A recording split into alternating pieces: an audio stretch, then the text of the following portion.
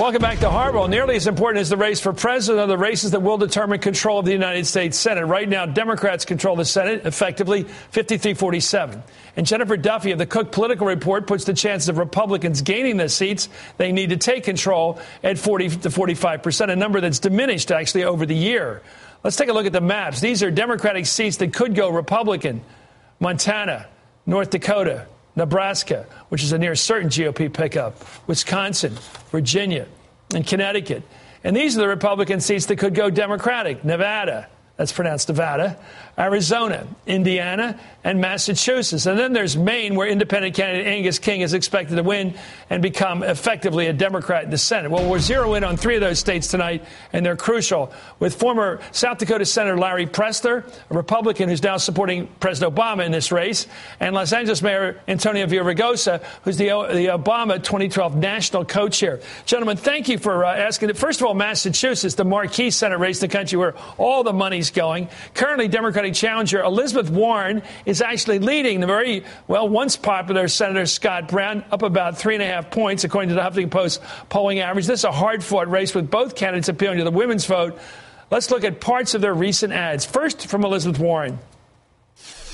All you have to do is look at his voting record. He had one chance to confirm a Supreme Court justice to uphold Roe versus Wade. He voted no. I'm very disappointed. Well, the Brown campaign hit back with an ad featuring his own wife. Here it is, Gail Huff, his wife. Let's listen.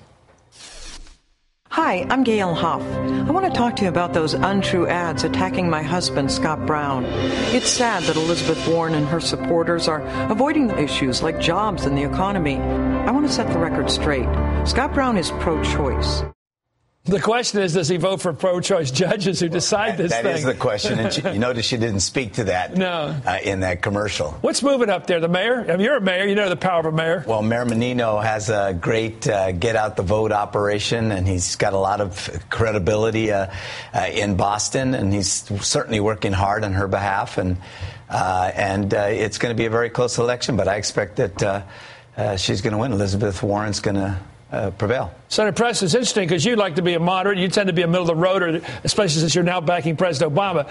But, Scott Brown may be one of the last of the middle-of-the-roaders left by necessity, because if he tried to go hard right in Massachusetts, he wouldn't be there. Yes, well, I'm sort of cheering for him because I like moderates in the Senate.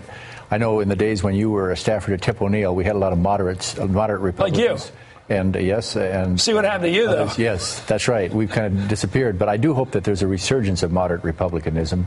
But at a distance, I hope we elect moderate Democrats and Republicans more. Let's take a look at this race. We need bipartisanship in the Senate and in the House. Let's take a look at Virginia, which is right across the river here. A critical state, of course, in the presidential race. We're wondering how that's going to go. Well, right now, Democrat Tim Kaine, the former governor, leads Republican George Allen by a slim margin. The Pollster.com polling average has Kaine ahead by about 4 points. And this ad from the Allen campaign attempts to tie Kaine to President Obama. Let's listen.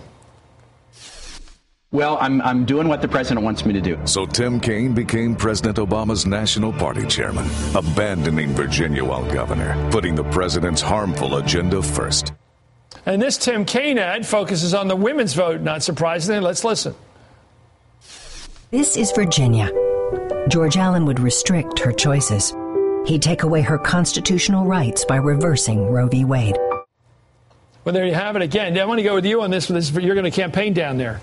Yes, well, it's very hard for me to make a judgment on this. Sabato says that if Virginia could have nominated a moderate Republican, that is what Virginia wants to vote for, someone like Davies. But it seems both parties have nominated somebody to far to the left and far to the right is the way it looks to me at a distance. And I don't know about actually, you think Kaine's on the far right? I think he's a moderate. Kaine is a moderate, and that's why I think he's up 2.5, 3 points. And I think he's going to stay up. He's actually crossing over with some Romney voters as well. I think he was a moderate as a governor, and I think he'll be a moderate as a senator as well. And I do agree that that's what Virginia's looking for. I do give credit for George Allen, just as a person coming back after his big mistake, making an ethnic slur he should have never made. He paid for it. He lost his career, it looked like, and then he came back. Anyway, Wisconsin, there's a great race here. Another key state in both the presidential race and, again, the Senate power struggle. Right now, Democrat Tammy Baldwin leads Republican, the former very popular governor, one time, Tommy Thompson, by nearly 4 points. According to Pollster.com average, the ad wars in the race have been called some of the nastiest in this cycle. First up, part of a Thompson ad. Let's listen to this. I'm Tommy Thompson, and I approve this message. Tammy Baldwin had the opportunity to vote to honor the victims of 9/11, and she voted against it.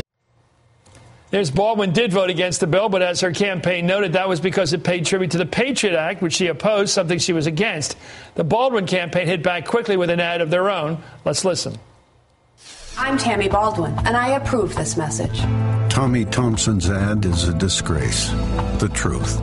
Time and again, Tammy Baldwin has supported honoring victims of 9/11. You know, does anybody President, that's why you don't miss the Senate. Does anybody really believe that any candidate is against the victims of September 11th? That's why that ad. You think that doesn't pass the smell test? It doesn't pass anybody's smell test. Let me give you the thing. The upper Midwest elects more liberal Democrats but they elect Republicans as governors and their state legislatures because they look to the federal government as a source of wealth. And liberal Democrats have an edge in like North Dakota, Montana, and Wisconsin, as they have. My colleague, Senator McGovern, who's just passed away, my other colleague, Senator Daschle. But throughout the upper Midwest, that's where the leadership, and when there's a tight race in the upper Midwest, they'll usually, at the end of the day, go with the liberal Democrat because it's the only source of new wealth that they can draw into the state. But with their own money in the state legislature and with their governor, they elect Republican legislatures and governors. Is that the old Northern European social democratic thing that kicks in there, too? The Swedes and the Norwegians, they all kick in with that? Yes, I can tell you this. North Dakota will kick in. No one thought that Tommy Thompson was going to lose that race. Tammy Baldwin is up. I'm going to be there this weekend. I can tell you that she's got a great shot to be elected. She's openly gay. I never knew that. That's a part of the race, I guess. What do you think of that? That's great. It's astounding. I mean, it's just politically. I think a big reason why the Democrats are going to keep the Senate. Yeah, I think that's an amazing race just to see how people are open to tolerance and diversity. Anyway, I think the Senate race are amazing. If the Republicans pick up 3 seats and they win the presidency, they got the power to do reconciliation, which is a clean sweep of anything they want to do. That's something Democrats and Republicans ought to think about. If they get in, just 3 more votes in the Senate, they get reconciliation because they can use the vice president's tie-breaking vote and do basically anything they want on cutting taxes, cutting spending on programs, killing Obamacare. Thank you, Senator Pressler. And thank you. And Mayor Antonio Villaraigosa, my friend.